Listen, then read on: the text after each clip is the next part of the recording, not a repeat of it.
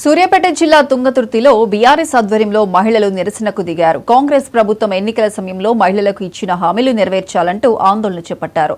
Assembly సమావేశాల్లో ఇచ్చిన హామీలపై చర్చించాలని డిమాండ్ చేశారు. ఈ కార్యక్రమంలో మహిళలు, బీఆర్ఎస్ పార్టీ శ్రేణులు భారీ సంఖ్యలో పాల్గొన్నారు.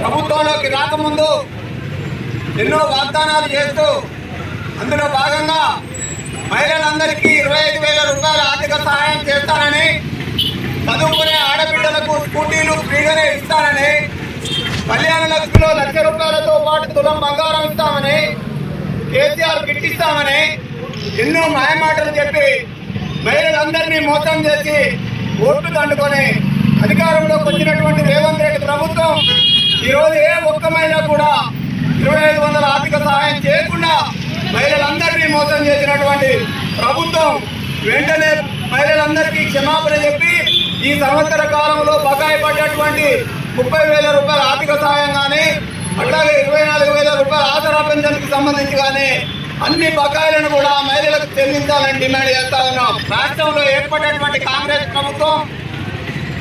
ప్రభుత్వంలోకి రాకముందు ఎన్నో వాగ్దానాలు చేస్తూ అందులో భాగంగా మహిళలందరికీ 25,000 రూపాయల ఆర్థిక సహాయం చేస్తానని, చదువుకునే ఆడబిడ్డలకు స్కూటీలు ఫ్రీగానే ఇస్తానని, కళ్యాణ లక్ష్మిలో ₹1,00,000